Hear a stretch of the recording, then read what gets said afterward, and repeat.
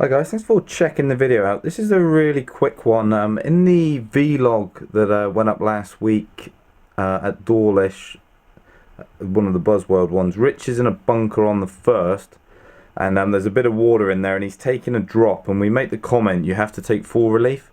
And there are a few comments on that video saying, well, surely you don't have to take full relief if you're happy with the lie. So I thought I'd just do a quick sort of rules video just to sort of clarify the rule, because I don't want people making sort of mistakes if you're playing in comps or playing with friends. I wouldn't want you being called up for doing the wrong thing. So where Rich was, if his ball was just outside of the water and he was standing in the water, there is nothing saying that he has to take the drop. So in that instance, he could obviously be entitled to a drop, but he doesn't have to. So if he likes to lie, he can go ahead and hit it. If he decides, actually, I don't want to play that, or I think in this instance the ball was actually in the water, so it would have been really difficult to play, yes, he's entitled to the drop and it would be free. I know in this example it's in a bunker, so we did speak about it in the video. If the whole bunker is full of water and you can't drop it anywhere, you can drop it outside, but that's a penalty shot. Whereas if you're dropping for water that's in the bunker, you can drop it within the bunker for no penalty. So I know we did make that comment in the video, but he takes the drop and his feet are kind of still touching the water a bit. So, and again, we make the comment in the video, we'll just play it, because you got to remember it's not really competition rules when we're playing. But if he was in a tournament, you have to take full relief. So we're getting lots of comments saying, well, if you like the lie, surely you should be allowed to play it. And that is not the rule. You have to take full relief. It's just that is the way it is.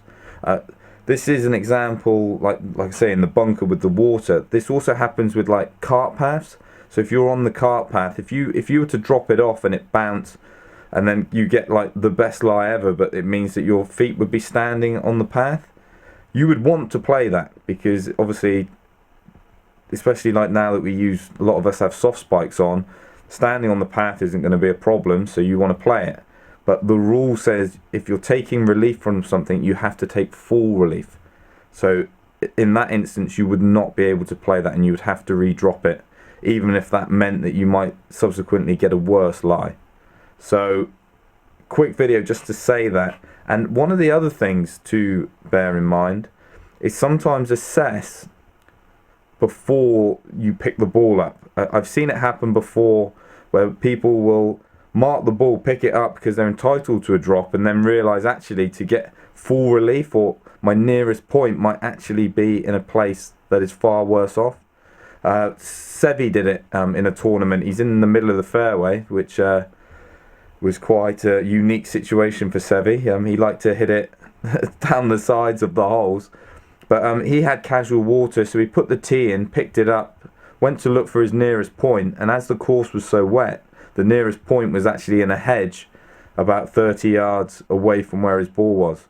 So obviously he would have preferred to have played it from the fairway, but as he put the tee in and picked it up, he's already kind of made the decision and saying, well, I have to take the drop. So when the nearest point is in the hedge, you have to take it in the hedge. I had it as well. I played open qualifying at Ferndown a few years ago, and I hit it left off one of the drivable holes and hit it up on a path. So the referee came over, because at open qualifying there's a few referees about, and he said I'm entitled to a free drop. So I thought I'd got away with this bad tee shot big time, but luckily I didn't pick it up, because he said, oh, your nearest point is, and he points back, and it was in a hedge which was by the out of bounds. I mean, it would have been unplayable. I don't know what I would have done if it was there. So I played it off the path. Whereas if I had heard him say, look, you can have a free drop, if I just put a tee down and picked it up, I would have then had to drop it in the hedge and would have been stymieing myself. I would have had zero chance. So it wasn't ideal to play it off the path. It was like stones and horrible, but it was the better option than the actual free drop that I was entitled to. So again, I hope this video makes sense. I've tried to give a few different examples. I hope that you knew it.